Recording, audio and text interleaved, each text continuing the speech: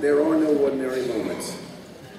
Most of us never really recognize the most significant moments of our lives when they're happening.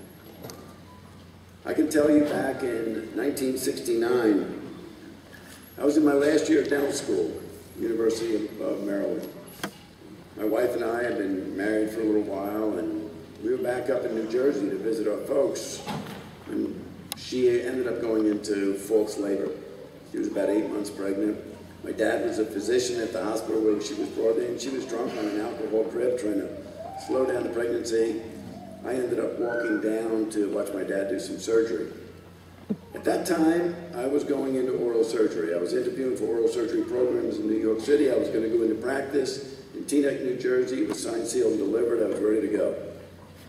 And as I sat there and watched, I came out, and the oral surgeon that I was going to go into practice with saw me coming out of the operating room. He said, "Bill, how you doing? How's everything going?" I said, "Great, I'm getting some interviews today." And he said, "You know, if you really want to do a lot of surgery on kids and all this new stuff that's coming along, you ought to think about going back to medical school." Now, trust me, for at least 7 years, I had never even thought about going to medical school.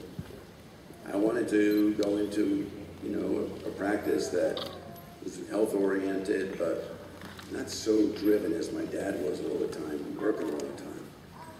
So I kind of blew it off a little bit, and literally 5 minutes later, I saw this other fellow who was a plastic surgeon and both a dental and medical degree. He came up to me and he said, "Bill, how you doing?" I said, "Great." I said, "What are you doing?" "Oh, I'm interviewing for some oral surgery programs, going to go into oral surgery." He says, "If you really want to operate on kids, you really ought to get your medical degree."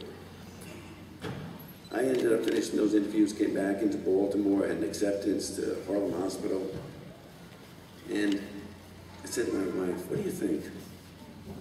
3 years medical school, 3 years oral surgery." I wasn't even bright enough to realize there was another 6 years of residency after that.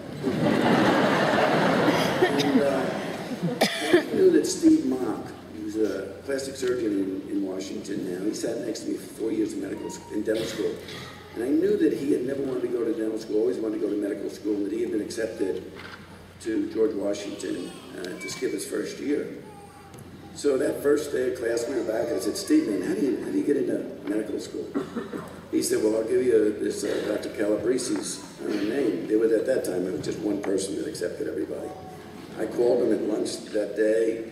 On a Saturday, went down to see him. He said, "If everything you tell me is accurate," he said, "just send me your transcripts and we'll accept